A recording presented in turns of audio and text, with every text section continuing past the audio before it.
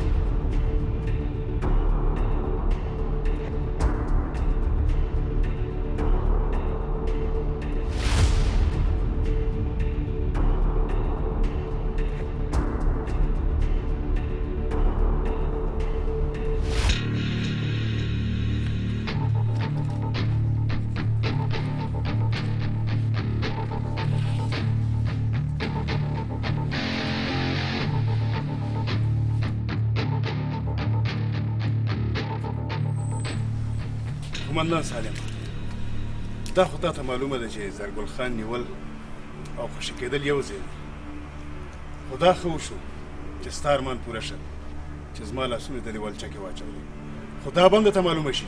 شکر دی چې د زرګل خبره مې وانه اورېده. زرګله دا بل تر د معلومه شي چې د پنجرو شاته د هډوکي وراسته شي. زه اوس پوه شوم چې د زرګل تر شا رئیس جبار ولاړ دی. دا خو له پخوانه معلومه وه حاجي صاحب.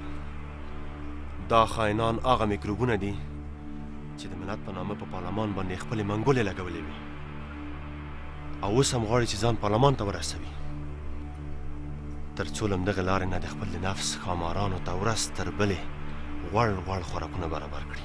د دوی بل کار نشته حاجي صاحب.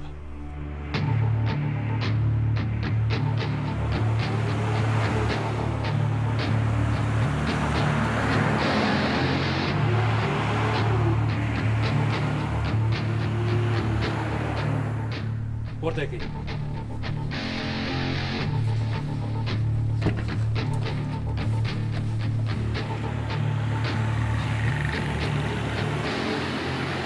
د رئیس جبار د کړو وړو نه داسې ښکاري چې د سړک جوړولو پروژه د زرګل په واسطه زموږ د سیمې قانونو ته ځان رسول دي. ملک صاحب، نو دا زه او ته د څه لپاره یې؟ باید دا خپل خلک راپاڅوو. مشرانو که موږ او تاسې شاوخوا د کلي له ولس سره یو موټی شو نو زه په دې مطمئنه یم چې زرګل خان او رئیس جبار خو لا څه کوي چې له حکومت هم د غلطو کړنو په وخت کې موږ او تاسې حساب اخیستلی شو. ملک صاحب انشاءالله خو کومونکې زرګل غوندې خلک پیدا نه شي. راځئ چې اوس لاړ شو. ډېره مننه، ډېره مننه ملک صاحب.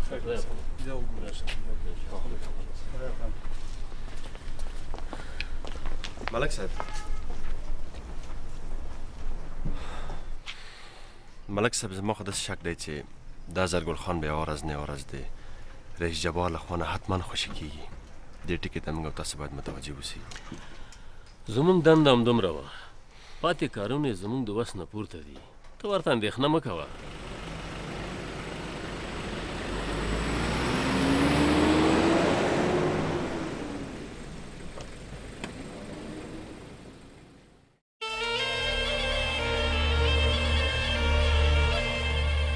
سلامونه، څنګه یې؟ وګوره چې زه د اول وا نخلم، ته چیرې زموږ پوښتنه کوې؟ را رسېدلی هغه در استوم، خو ته خپلو زیردستانو ته یو وړوکی امر وکړه. هغه سیال خو پېژنې، د هغه له لاسه زرګل بندي شو. چې زرګل نه وي نو زما او ستا د قانون غوا بیا وچه شوه. لا یې نه دی خوشی کړی.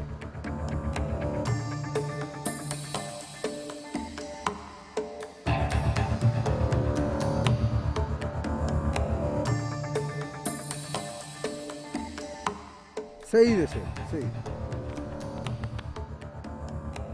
زمره موټر آماده کړه چې قومنداني ته ځو.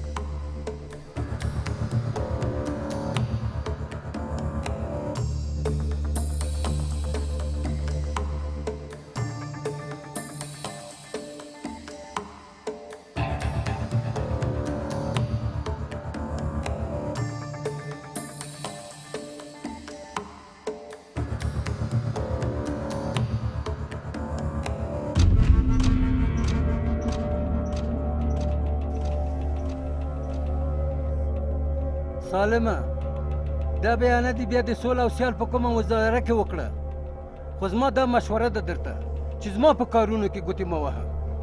جبار خانه، یوه خبره مې په خلاصو غوږو واوره. کوږ بار تر منزله نه رسیږي. داسې معلومیږي چې ستا بار هم دروند شوی، هسې نه چې تیلان دې شي. جبار خانه، زه د قانون پلوي یم. که مې وینم تویه شي پروا نه کوي. د قانون ونه به ورباندې شنه شي، خو باور وکړه چې د قانون لاس به یو ورځ د غلو او زورواکو ګریوان ته خامخا رسیږي. حرکت وکړه.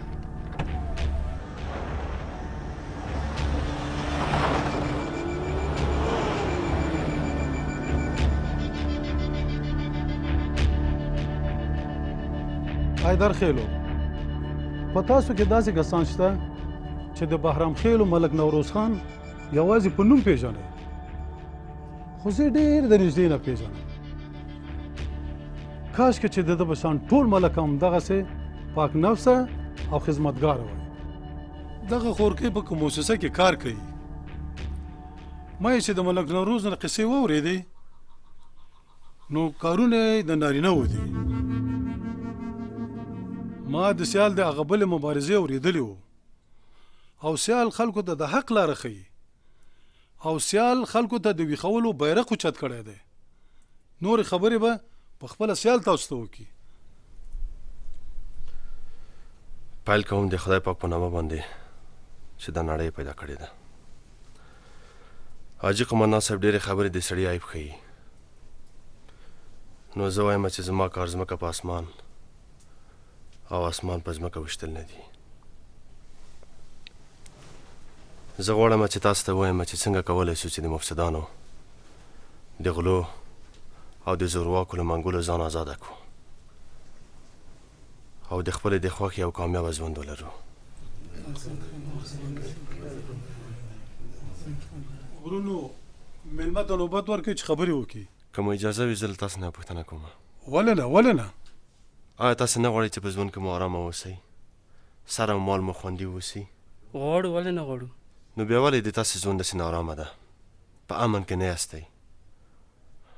نو بیا ولې د خپلې خوښې ژوند او د سر او مال امن نه لرئ؟ مونږ یې غواړو، نور یې نه غواړو. ښایي ویې غواړي، خو په دې شرط چې موږ د ځان په شان د نورو خلکو له ازادۍ د سر او مال نه لاس واخلو. یاره که داسې لاره وي نو سر د سبا نه زه درپسې لکه عسکر درېږم. ورونو، د سیال په خبره ډېرې خبرې کول د سړي عیب ښیي. تاسو ټولو خو د سیال خبرې واورېدلې، خو اړتیا ده چې دا لږ واضح شي.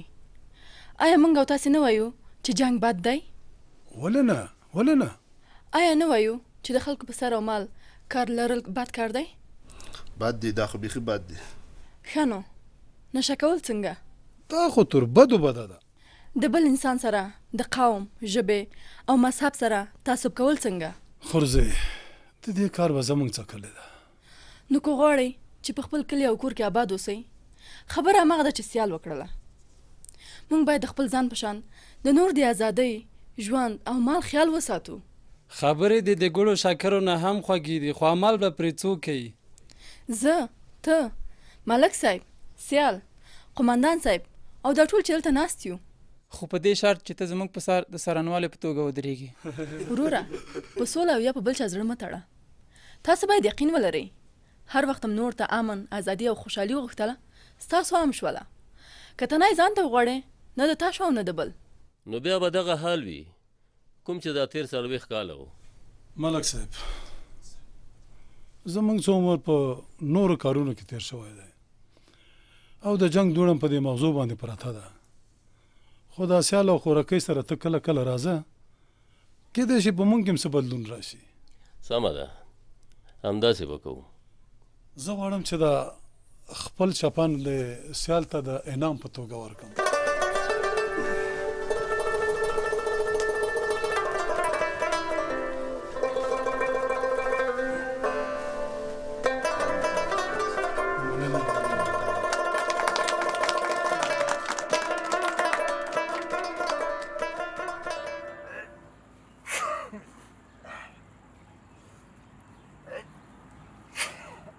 دا څه بلا در منې ولګېده چې همداسې پرنجېږي؟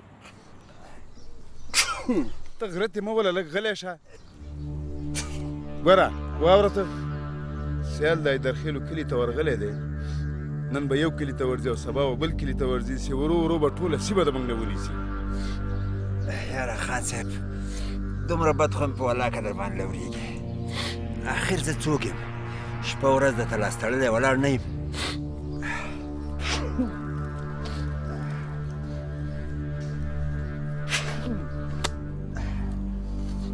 تر څو چې دا سرې بنډلې در نه کړم که نه، ته به د سیال او سولې نه زیات زما او د جبار خان په ضد باندې شعارونه ورکړې. نه د ځوانانو نه کوم کار واخیسته او نه د قومندان شیردل نه.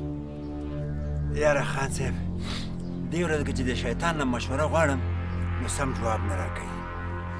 ته څه مشوره راکړې؟ ګوره اوس د مشورې وخت تللی دی.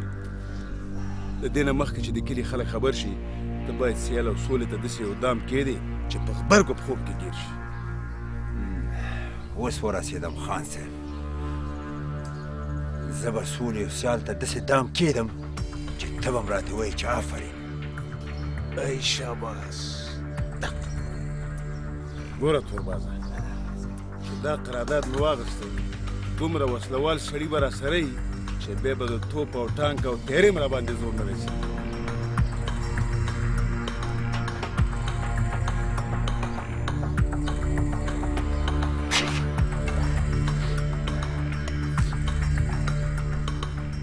خان صاحب، ستا په اجازه زه به درنه لاړ شم. خدای په امان.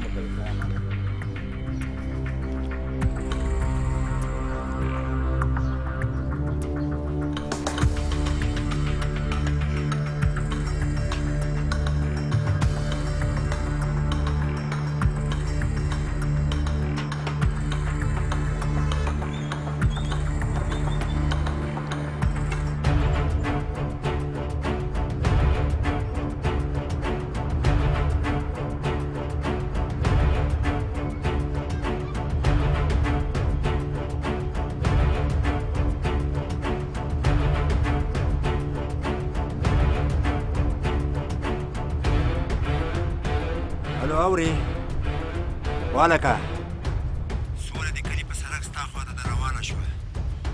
داسې یې نښه که چې اخ هم پورته نه شي.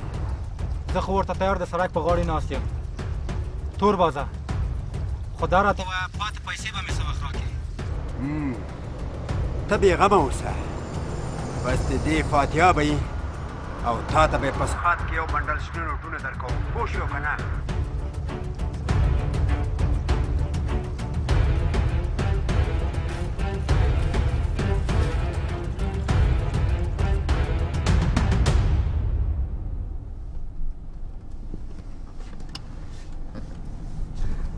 اسیبه، موټر ودروه، زه د دې ښځې یو دوه عکس واخلم.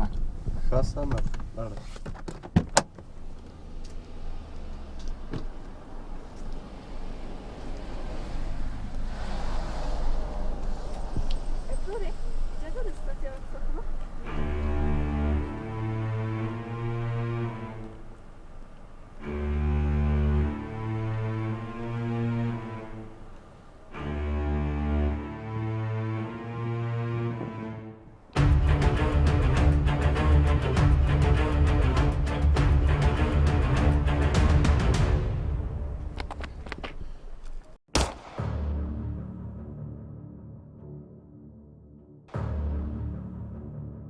هلکانو ډاډه زه دې خوا نه شو، ځې چې ورځو.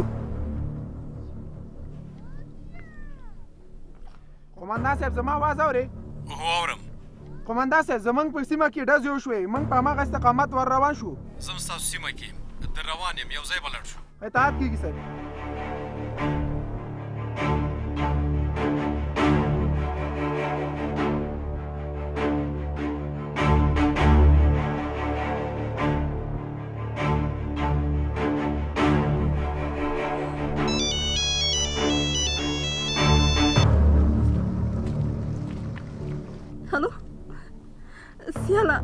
اورم سولې څه پېښه شوې ده؟ ستا د غرو انډیوالانو په ما ډزې وکړې. دا څه وایې سولې ته؟ ته اوس چیرې سولې؟ دغه د سړک په غاړه چې د توتانو ونې دي. درغلم سولې درغلم.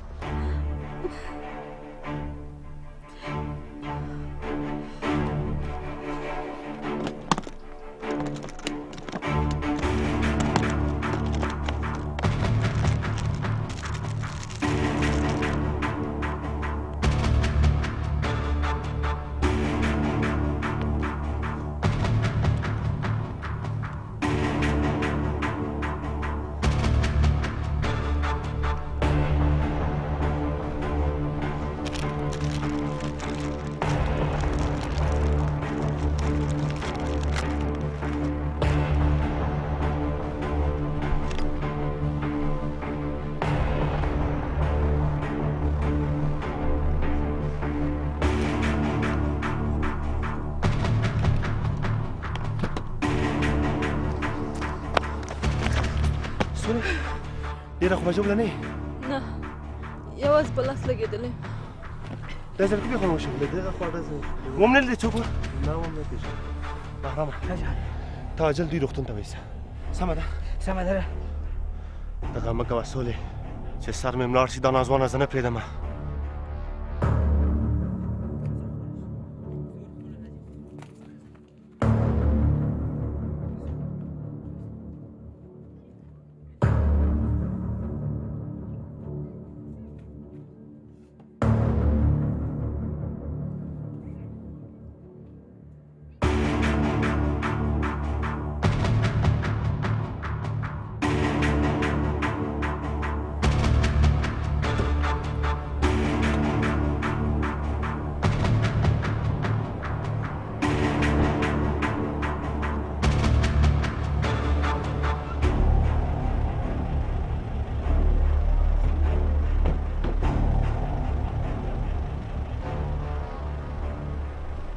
سولې خورې څه خبره ده؟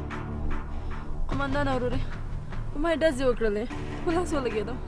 تاسو حرکت وکړئ دا روغتون ته ورسوئ چې وینه یې ضایع کړې. دله قمندان وروره موږ خو به لاړ شو خو سیال پسې موږ ورځو. موږ دلته یو. ځئ حرکت وکړئ.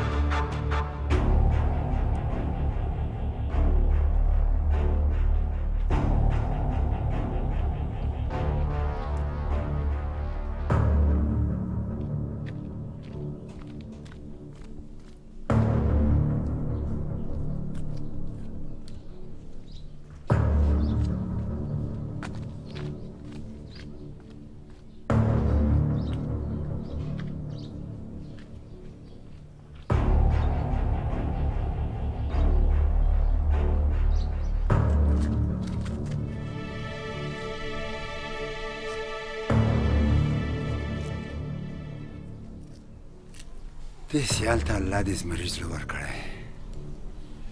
په دې دې هېڅ بلا زور نه رسېږي. تور بازه پیسې مې راوړه. هغه خواری مرغۍ مې درته چغل چغل کړه. هلکه ځان ساته چې سیال درخطا شوی دی. تور بازه ته هم درته چغل کوم. څه شی؟ پام کوه ګوره پام چې دا کارونه کې سیال سره تمانچه ده. ته داسې کار وکړه چې خپله لاره مخ په غره بدله کړه. صحیح شو.